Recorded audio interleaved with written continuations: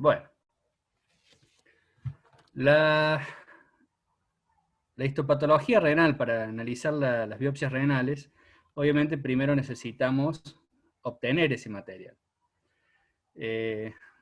Y para ello tenemos diferentes opciones. Para lo más fácil, lo menos cruento, son las punciones con aguja gruesa. Agujas que van desde diámetro de 14 a 18 gauge.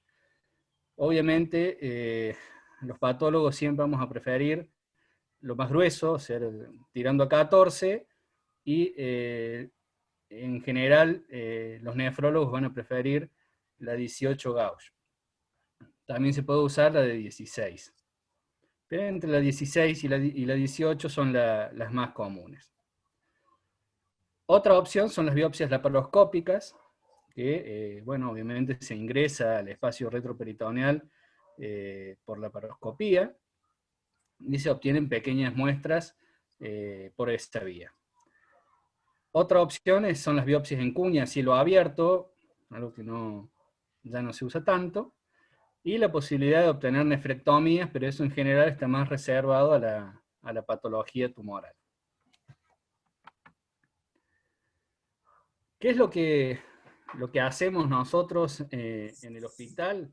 Bueno, básicamente hacemos dos de las tres técnicas que se hacen en patología renal, que son la microscopía óptica y la microscopía de fluorescencia.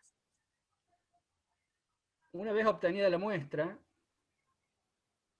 tenemos que tener predefinido para qué técnicas vamos a enviar el material, porque es muy importante diferenciar y no mezclar las soluciones, ni confundirse de solución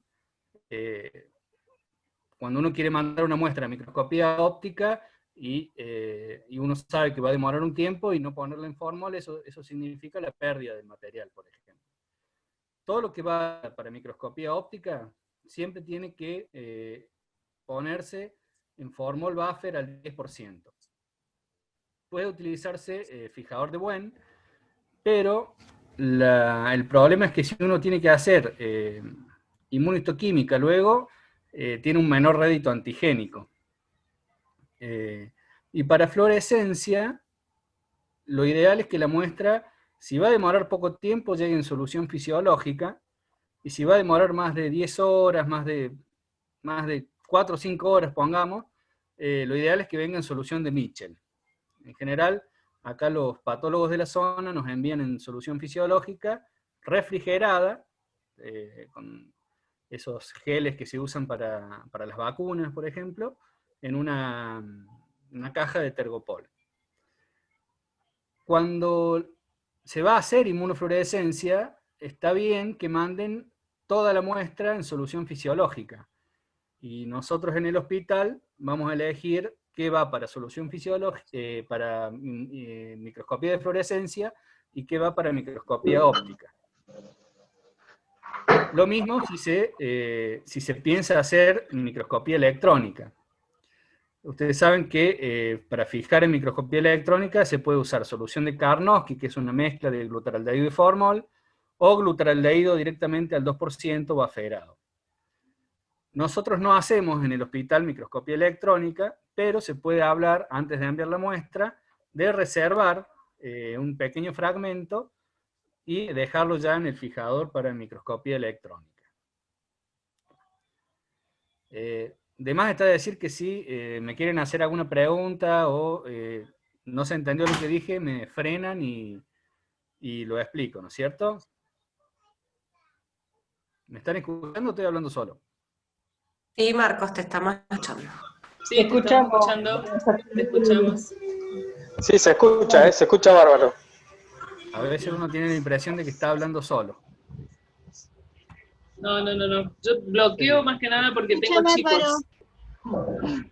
Bueno, está bien. Pero escucho perfecto. Bien. Bueno, una vez que tenemos ya definido qué vamos a hacer con nuestra muestra, en qué solución va a viajar al hospital, quién la va a mandar, hay que tener siempre en cuenta estas cosas que les pongo acá. comunicación adecuada. Siempre, siempre, pero siempre, hablen con el patólogo, llámenos antes de mandar la muestra. O un mensaje, o Marcos, mirá que tal día te mandamos la muestra, lo que sea. Siempre hay que asegurarse de que va a haber alguien y que no va a haber ningún inconveniente para recibir la muestra. Y además de que las técnicas van a estar disponibles.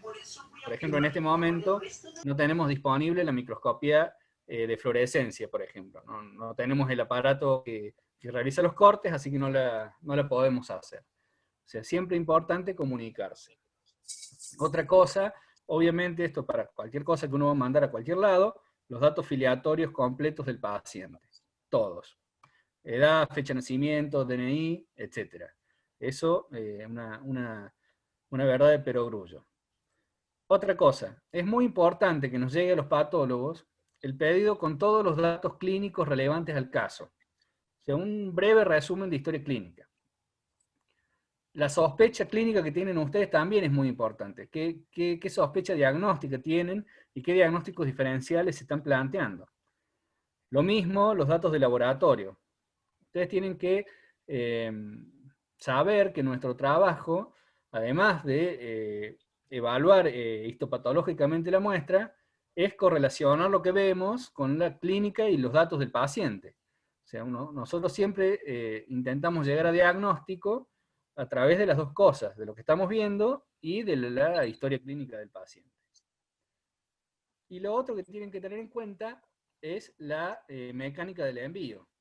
Tiempo de envío, si no es lo mismo si la biopsia va a ser en Roca que en Neuquén, o en Bariloche, o donde sea, siempre tienen que calcular el tiempo de envío, que llegue a un horario en el cual el hospital esté abierto y receptivo a la biopsia. Tienen que tener en cuenta quién lo va a llevar, explicarle bien a dónde tiene que ir, con qué celeridad, y con la refrigeración adecuada.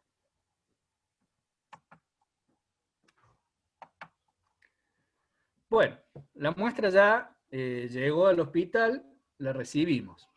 En general en solución fisiológica, y lo que hacemos en ese momento es evaluar en fresco esos cilindros, o lo que fuere, una cuña o lo que sea, ese tejido renal lo evaluamos. Y es muy importante, sobre todo en los cilindros, evaluar si realmente estamos en corteza y qué cantidad de glomérulos más o menos uno puede tener.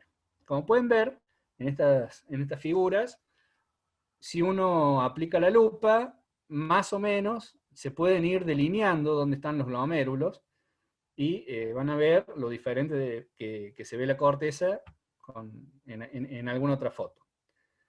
Otra más de lo mismo, con un poco más de aumento, donde se ven bien los glomérulos en fresco en la biopsia renal. Probablemente este sea un caso donde estén bien congestivos los glomérulos, y lo cual facilita mucho el encontrarlos. A veces se ven como una bochita blanca y nada más en fresco. Y esto es cuando nosotros le digamos que la muestra no es buena, es porque estamos viendo esto. O sea, esto es pura médula renal. Ustedes saben que la médula renal es un conjunto de haces paralelos de túbulos y vasos. Entonces eso es lo que en fresco uno ya lo va viendo. Todas estas estriaciones paralelas son esos túbulos y esos vasos. En general, para estudiar el riñón necesitamos corteza. Es muy poco lo que podamos decir con solamente la médula. Bien, ¿cómo sigue la cuestión? Una vez que tenemos el tejido, vamos a necesitar fijarlo, de acuerdo a qué estudio vamos a hacer, va a ir el fijador, un poco ya lo mencionamos. Eso después se deshidrata, se incluye en parafina, en el caso de la microscopía óptica, en un medio de congelación para la inmunofluorescencia, y en resinas plásticas para la microscopía electrónica. Después eso se corta, se hacen cortes muy delgados, y se tiñen para poder ser observados. Esto es más o menos todos estos pasos aplicados a la microscopía electrónica a la izquierda y a la microscopía óptica a la derecha. Para que vean que son procesos bien diferentes. Nada, para tenerlo en cuenta, tampoco es algo que tengan que saber a pie y juntillas ustedes, ¿no es cierto? Bien, una vez que tenemos todos los pasos de la técnica histológica, de la macroscopía, seguimos de esta manera. De cada taco que tenemos para microscopía óptica, vamos a tener al menos 4 preparados histológicos con al menos 6 cortes cada uno por vidrio, y que van a ser teñidos con hematoxilina eosina, que es la técnica clásica de rutina de los patólogos de toda la vida, el tricrómico de Masson, la técnica de Paz, y plata metenamina de Jones. Estas son las 4 técnicas que se hacen siempre, de rutina, en la microscopía óptica de riñón. Y para el material seleccionado de inmunofluorescencia, se harán por congelación cortes para IgG, IgA, IgM, C3, C1Q, fibrinógeno. Y según los hallazgos que tengamos o la sospecha diagnóstica, podemos incluir kappa, lambda, albúmina u otros anticuerpos.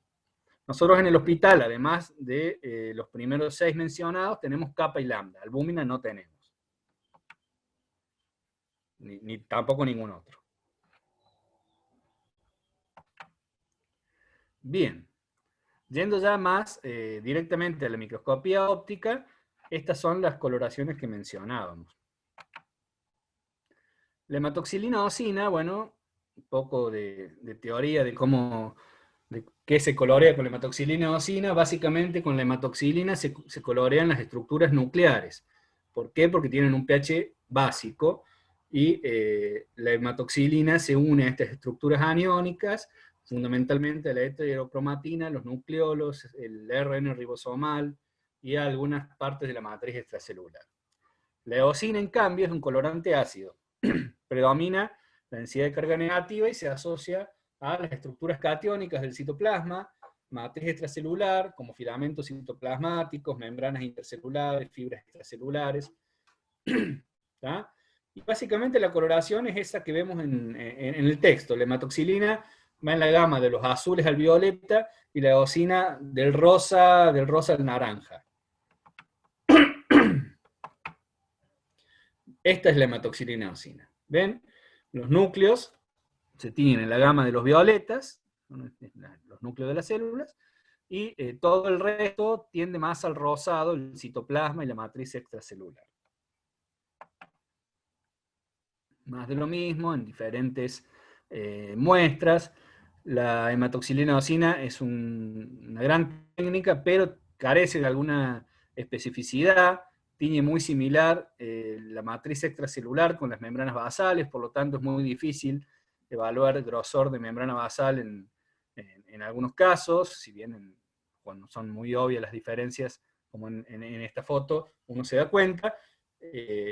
Pero ustedes pueden ver que la membrana y la matriz mesangial se tiñe todo del mismo color.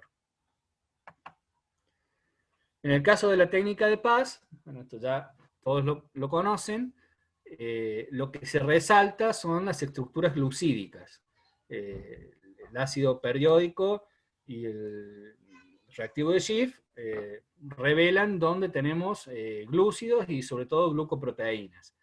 Y eso se resalta a través de un color magenta, que es este color que tenemos aquí, en la matriz mesangial, por ejemplo, que tiene un alto contenido en glucoproteínas, es Paz positiva, y se contrasta además para ver los núcleos con la misma hematoxilina que usamos para la hematoxilina eosina.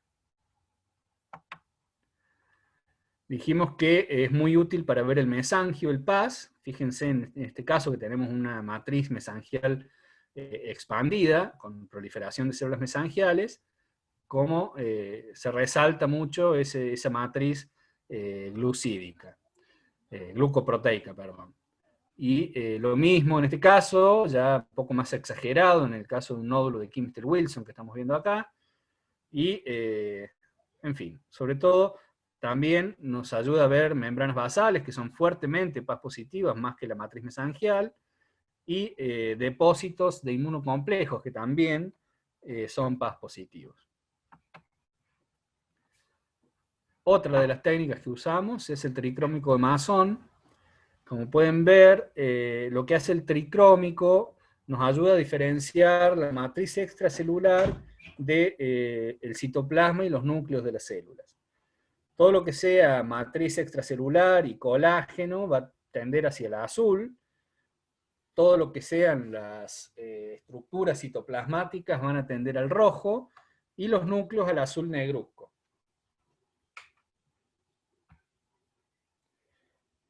También es muy útil el tricrómico de Masson para ver un par de situaciones patológicas, como pueden ser los depósitos de inmunocomplejos, como estamos viendo en este caso, acá arriba a la izquierda, son fuertemente fucsinófilos, esto es decir, se tiñen de rojo los depósitos, en este caso subendoteliales que tenemos, probablemente haya sido un lupus, y también se tiñe de rojo intenso la fibrina. En este caso tenemos trombos intracapilares, se tiñen fuertemente de rojo. Y la matriz mesangial y todo lo que sea matriz extracelular, como puede ser el intersticio, donde hay colágeno, se va a teñir de azul. O verde, de acuerdo a cómo sale a veces y cómo preparan la coloración los técnicos. Más del tricrómico de Masson, también es muy útil para diferenciar lo que es hialinosis de esclerosis. La hialinosis, si bien también tiene un aspecto más homogéneo, tiende más a ser rosada que la matriz extracelular con colágeno, que se ve celeste. ¿tá? En este caso vemos hialinosis, colores más rojo. Y otra cosa más que nos permite, bueno, en este caso son depósitos de inmunocomplejo también, pero en el caso de una membranosa, a veces podemos ver estos depósitos subepiteliales. De todos modos, en esta foto tenemos un corte muy fino y mucha suerte para encontrar bien los depósitos de la membranosa entre la membrana basal que los va englobando. ¿tá? Y la necrosis fibrinoide también, como en este caso, se ve de ese color rojo tirando al naranja. Y por último, tenemos la metenamina de plata, que es un colorante que nos resulta muy útil a la hora de evaluar sobre todo la membrana basal. La membrana basal se tiñe fuertemente de negro con esta tinción, no tanto así la matriz mesangial, o sea, el colágeno tipo 4 de la membrana basal es más argirófilo que la mezcla de colágeno y glucoproteínas del mesangio. Por lo tanto, es muy útil para diferenciar, para evaluar el grosor de membrana basal, para ver si hay algún doble contorno en la membrana, alguna duplicación de la membrana. ¿no? Y bueno, la plata tiene eso y se contrasta de fondo con una hematoxilina vacina. Entonces vamos a tener los citoplasmas rosados, los núcleos medios azules tirando el violeta y el colágeno de la membrana basal fuertemente negro. Como pueden ver, nos ayuda a evaluar bien cómo está esa membrana basal, si hay una imagen de espículas, como pueden ver en las membranosas más iniciales, o aumento de grosor, como podemos ver en esta otra foto, ese aspecto apolillado de la membrana basal. Más de lo mismo, acá las espículas ya bien definidas, una membrana basal gruesa, en fin. La metenamina de plata sirve fundamentalmente para evaluar la membrana basal. Y tiene otra utilidad que es muy buena y que nos permite ver cuando hay esclerosis glomerular, se cambia de esa matriz mesangial esclerosada, se vuelve fuertemente argirófila y también se ve negro, Y también nos permite diferenciar con ciertos depósitos extracelulares, como puede ser el amiloide, que no toma, o toma muy débilmente la plata, a diferencia del colágeno.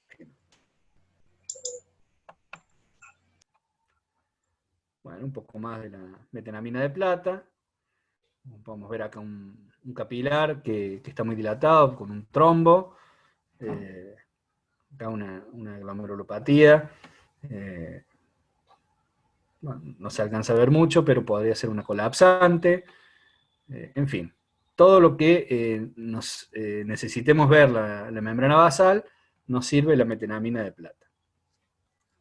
Bueno, y por último, de las tinciones histoquímicas, tenemos esta que no la hacemos de rutina, sino cuando hay una sospecha cierta, tanto clínica como histológica, de la posibilidad de amiloidosis. Bueno, se realiza la tinción del rojo Congo, que, bien, toma el material amiloide. Si uno lo evalúa con la luz común, toma fuertemente rojo, y para confirmar que eso realmente sea amiloide, se realiza la evaluación bajo luz polarizada, y tiene que refringir de este color así medio verdoso, medio verde manzana, no amarillo como vemos acá, que eso es el colágeno, sino verde manzana. Bien, hasta ahí lo que es las técnicas de microscopía óptica. Si alguno quiere hacer una pregunta o frenarme por algo, no entendió algo, ahora es cuando.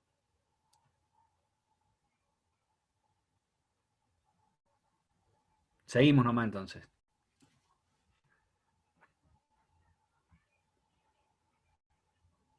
Bueno, dos palabras de microscopía de fluorescencia. Básicamente, la técnica incluye el anticuerpo marcado con un fluorocromo. El fluorocromo que nosotros utilizamos y que se usa generalmente es este que emite en verde, que es el FIT-C, o isotiocianato de fluoresceína. Y al estar adherido a la inmunoglobulina o a lo que sea que queramos nosotros marcar, cuando uno lo expone a la luz en ciertos anchos de banda, emite esa fluorescencia verde. ¿Eh? Y mientras más cantidad de anticuerpo o de complemento o de cadena liviana o lo que sea se deposite, con mayor intensidad vamos a ver nosotros esa fluorescencia.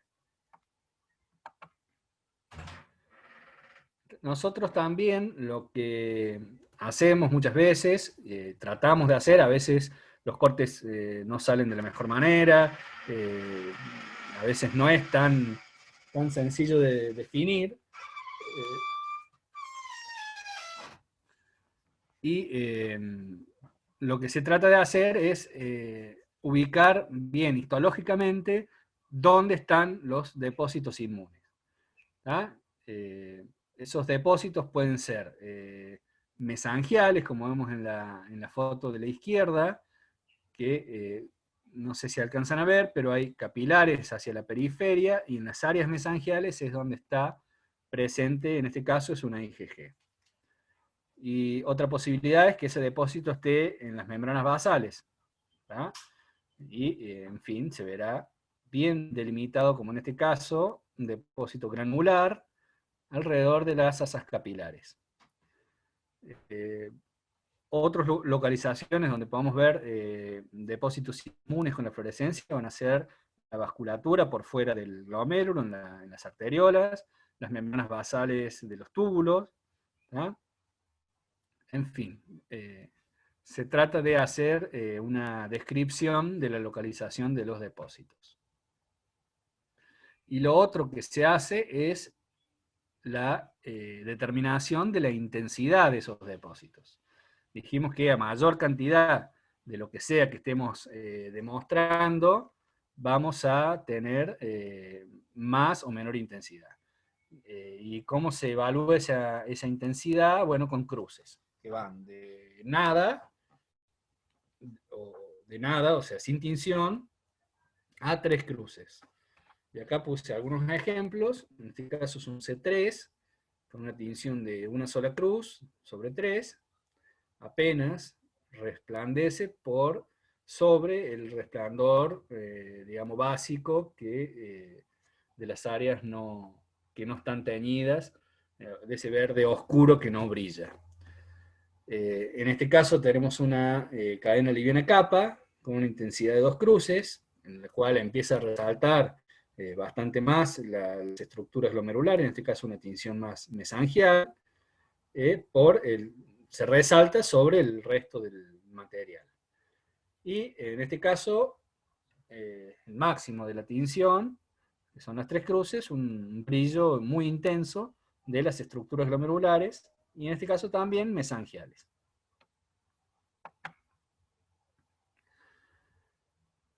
Vamos a charlar un poquito también de microscopía electrónica.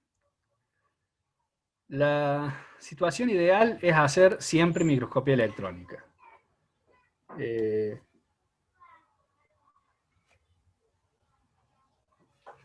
La situación ideal es siempre hacer microscopía electrónica, pero bueno, en nuestro medio, y con nuestro medio me refiero a nuestro país, no hay un acceso tan sencillo a la técnica. Hay pocos centros que lo hacen y pocos patólogos que sepan evaluar microscopía electrónica. Es una técnica que es costosa y, bueno, investigando un poco, se ha visto que es resolutiva y que marca el diagnóstico y es muy útil en el 10% de las biopsias. Y hay un 5 a un 13% adicional de biopsias que se benefician con su uso, si bien no es la piedra fundamental del diagnóstico. Con esto, lo que les quiero decir es que se pueden plantear estrategias en las cuales no necesariamente tengamos que hacer siempre la microscopía electrónica, sino que podamos por ahí reservar el material y en caso de ser necesario se puede realizar la microscopía electrónica. Cuando nuestro país tenga más recursos, bueno, se podrá plantear la necesidad de tener para todas las biopsias renales microscopía electrónica. Los cortes de microscopía electrónica son finísimos, muy finos, del orden de los 90 nanómetros, comparados con los de microscopía óptica que son de 4 a 6 micras. Para ello se usan aparatos especiales, que son los ultramicrótomos, que tienen cuchillas de diamante, que son, bueno, parte de lo que encarece muchísimo la técnica. Si ustedes se fijan hacia la izquierda, eso, bueno, es un micrótomo para tacos de parafina, y el de la derecha, un ultramicrótomo que consta de una lupa y es todo una cuestión muy compleja lograr esos cortes. Los cortes que no salen tan finos para microscopía electrónica muchas veces son utilizados para hacerles una tinción con azul de toluidina y evaluarlos al microscopio óptico. Eso es lo que por ahí se conoce como microscopía óptica de alta resolución, como OAR. Son cortes que comparados con los de microscopía óptica son mucho más finos y que a veces permiten evaluar algunas cosas y son de utilidad. La desventaja es que se tiñen de este azul que no tiene mucho contraste entre las estructuras y no revela depósitos de inmunocomplejos ni nada por el estilo, solo la estructura histológica. Pero bueno, en lugares donde se tiene acceso es una técnica más que se puede utilizar. Y bueno, los cortes finos de la electrónica van a ser tratados coloreados con acetato de uranilo y con citrato de plomo para, bueno, evaluar las técnicas de electrónica, donde los núcleos tienden a teñirse más hacia el negro y las estructuras de la matriz extracelular, las membranas basales y los citoplasmas dentro de la gama de los grises. Esto es una microscopía electrónica de un lóbulo, de un glomérulo, en el cual tenemos el sector mesangial en el centro, y 3 asas capilares hacia la periferia. Eso a un 2000 por, o sea, 2000 magnificaciones. La gran ventaja del microscopio electrónico es el gran poder de magnificación. Uno puede acercar las cosas hasta el límite de la ultraestructura, de las proteínas casi, digamos. En este caso tenemos una asa capilar, ya vamos viendo todos los procesos pedicelares del podocito, la membrana basal, el endotelio fenestrado, y se va insinuando parte del citoplasma de esa célula endotelial. Hacemos una magnificación mucho más cercana, y empezamos a ver entre los podocitos ya estos diafragmas de filtración, y se puede incluso seguir magnificando, que el microscopio electrónico lo permite. Bueno, hasta acá lo que son las técnicas de las cuales disponemos para evaluar la microscopía, ya sea electrónica, óptica y de inmunofluorescencia. Vamos a acelerar un poco porque ya vengo medio retrasado. ¿Alguna pregunta, algo que quieran comentar? ¿Están conmigo todavía? Sí, se escucha bien, Marcos. Está claro. Se escucha muy bien, se escucha perfecto. Se escucha perfecto. Bueno, gracias. Se Seguimos escucha bien. entonces. Bien, el riñón tiene una embriología muy particular. Vamos a ver muy someramente. Se origina, en primer lugar, tenemos una especie de riñón muy rudimentario, que es el pronéfro, alrededor del día 21 de la gestación. Después esas estructuras regresan, aparece el mesonefro, que en el varón va a terminar formando los conductos deferentes, y en la mujer se desaparecen, si bien por ahí quedan algunos restos, sobre todo los encontramos cerca de la trompa de Falopio. Pero bueno, durante esta etapa de la gestación cumple la función de riñón, incluso con glomérulos y con túbulos, ya con estructuras que son nefronas rudimentarias. Y finalmente aparece el metanefro, que va a originar al riñón definitivo. Hacia el día 28 empieza a aparecer y coexiste con el mesonefro. El metanefro pasa por diferentes estadios, en los cuales se van formando estas estructuras en forma, primero cisternas, después con forma de coma, hasta que finalmente van formando estructuras glomerulares inmaduras, y obviamente también los túbulos. Ya cuando se acerca al nacimiento, el riñón tiene una configuración bastante similar a la del adulto. Si bien todos estos glomérulos no están del todo maduros, ustedes fíjense que las estructuras capilares no se ven bien todavía, y permanecen en un sector subcapsular parte del tejido inmaduro que todavía está en formación. Un breve repaso nomás de la embriología. No es la idea de este curso meterse tanto en eso. Y nada, acá una foto de lo que es un riñón al momento del nacimiento, en el cual es muy común que prevalezcan todas estas lobulaciones, y el riñón adulto. A veces en el riñón adulto prevalecen también las lobulaciones sin que ello signifique patología. Yendo ya más a la estructura del riñón, nosotros vamos, obviamente ustedes son nefrólogos, yo por ahí me siento medio explicándole esto, pero ustedes ya lo saben, hagan de cuenta que no se los estoy diciendo, pero es como que necesitaba poner esta imagen para diferenciar una corteza renal, que básicamente es la estructura donde vamos a encontrar los glomérulos y los túbulos proximales y distales, y la médula, con estas pirámides medulares, y todo el sistema pielocalicial.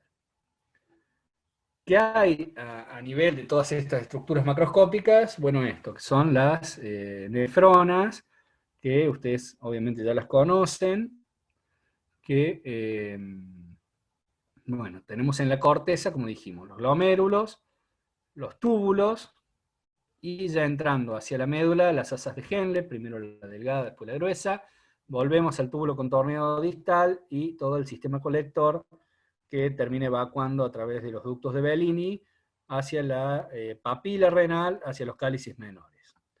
Esto básicamente es la nefrona. Todo eso sumado a la estructura vascular, que ya vamos a describir un poco más en detalle.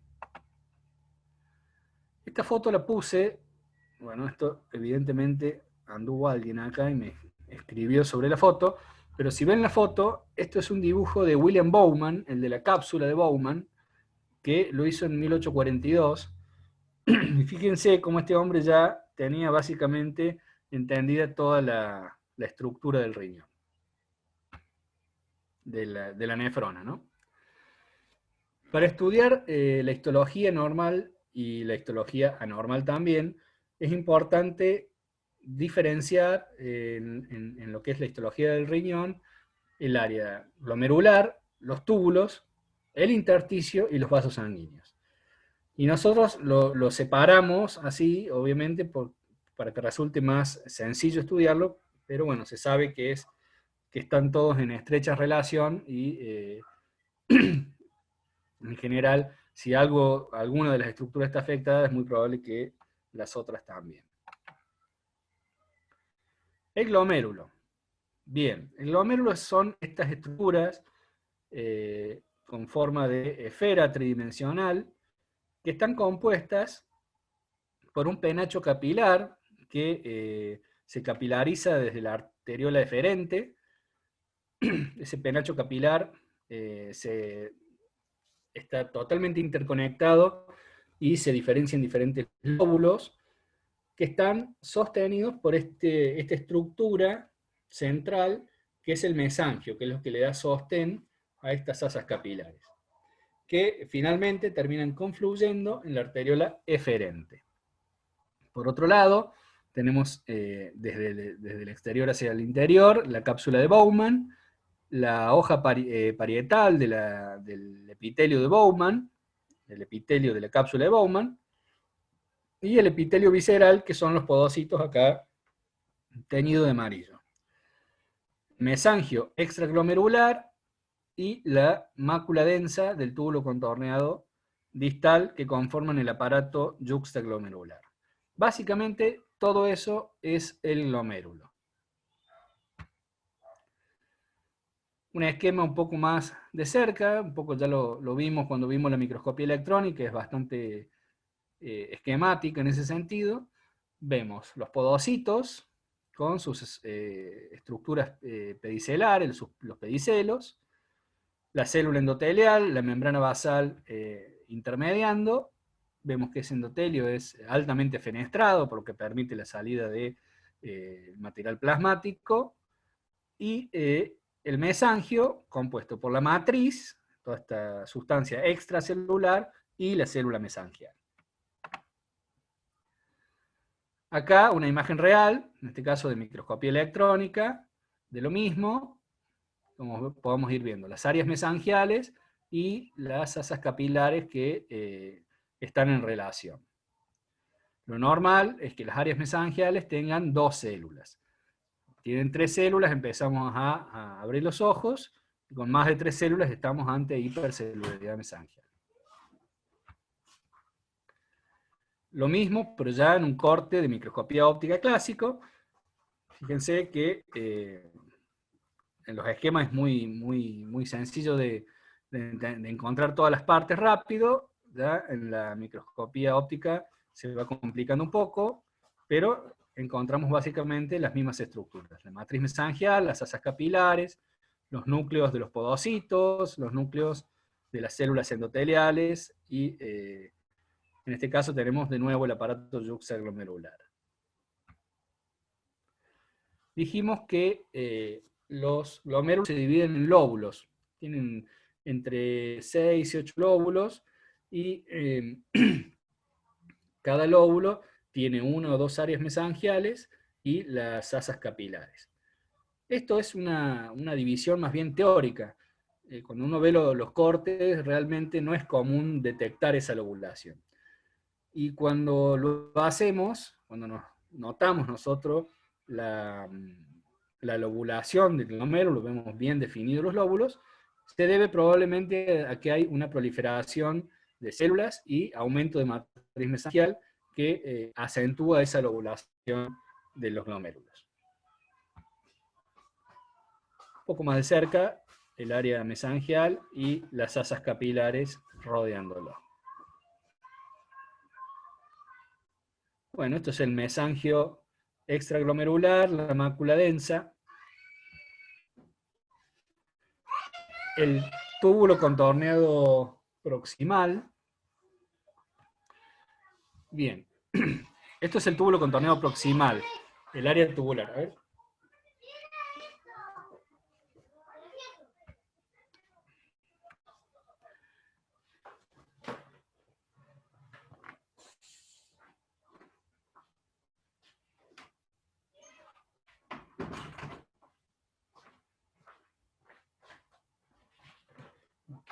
Disculpen por ahí si aparecen mis hijos, que encima están en cuarentena, así que sabrán entender que tienen hijos.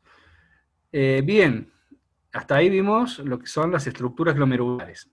¿Alguno necesita que le explique algo? ¿No entendió algo?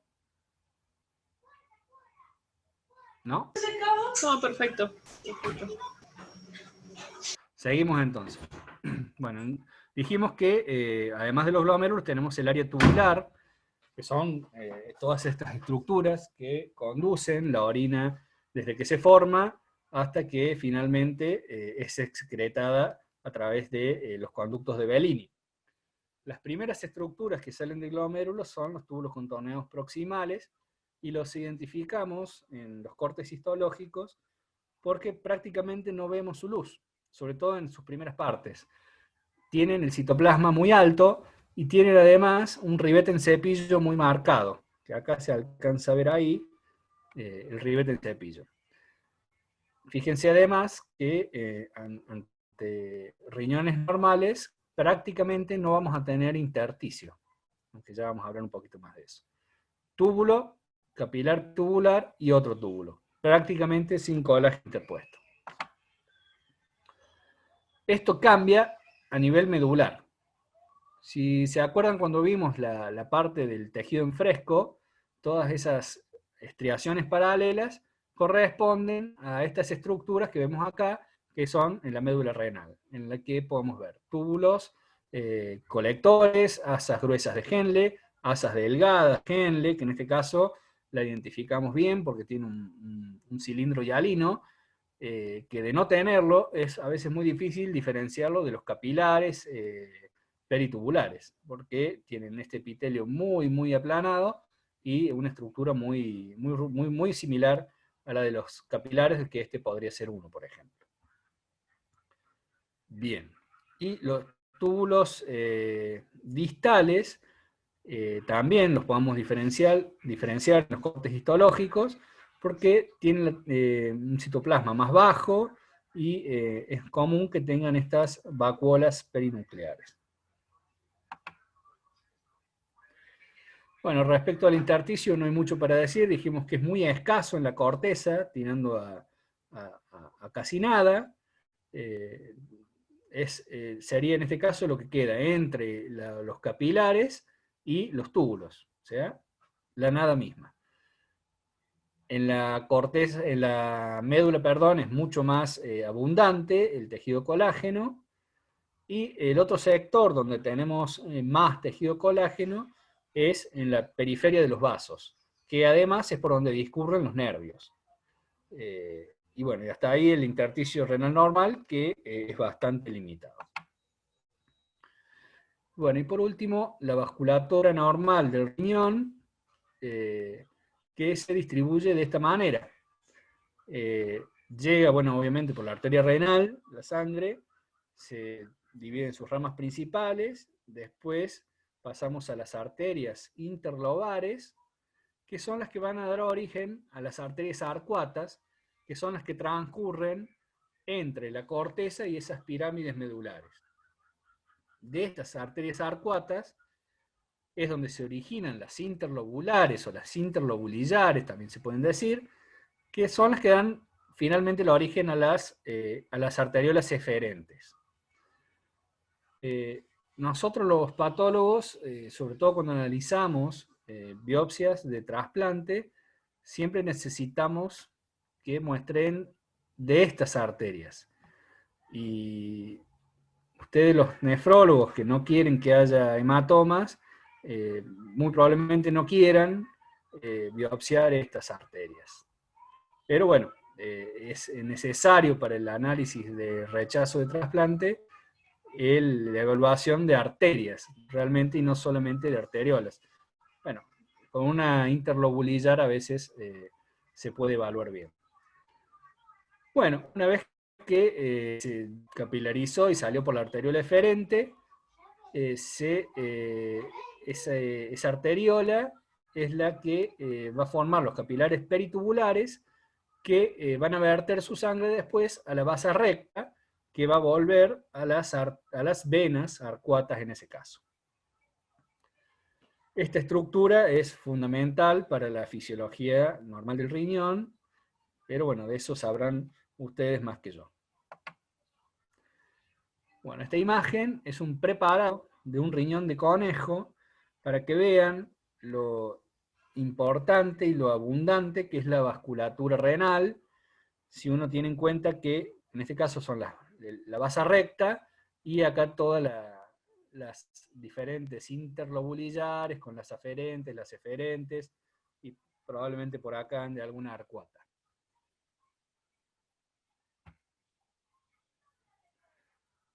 Bien. Los vasos, como podemos ver, tenemos las arterias de mayor tamaño, con su pared muscular, con su lámina elástica interna y externa, las más grandes, que en una coloración por ahí de hematoxilina eosina no es tan evidente. Por ahí las láminas elásticas son más evidentes cuando uno observa la fluorescencia, tienen el tejido elástico tiene como una autofluorescencia normal, que es muy llamativa, y bueno, el revestimiento endotelial, la íntima, que en condiciones normales es muy poco tejido colágeno por debajo del endotelio, y la capa muscular y la adventicia. Eso son la arteria normal en un corte de hematoxilina eosina. Esas arterias, mientras se van subdividiendo, y acá estemos probablemente ante una interlobulillar que tiene más de 3 capas musculares, y finalmente las arteriolas que tienen hasta 3 capas musculares, las arteriolas tanto la aferente como la eferente. Bueno, y esta fue la bibliografía que usé para preparar esta clase, y además la puse para que si alguno tiene alguna necesidad de consultar algo, tanto para esta clase como para las que daremos en el futuro, bueno, son lugares de consulta. Es muy buena esta página de Kidney Pathology, es un grupo de nefropatólogos colombianos que incluso tiene un tutorial, es bastante útil para entender un poco de patología renal, así que se los recomiendo. El libro nuestro de cabecera, que es el Epstein-Tal, y en fin. Y muchas gracias por su atención, espero no haberlos aburrido demasiado.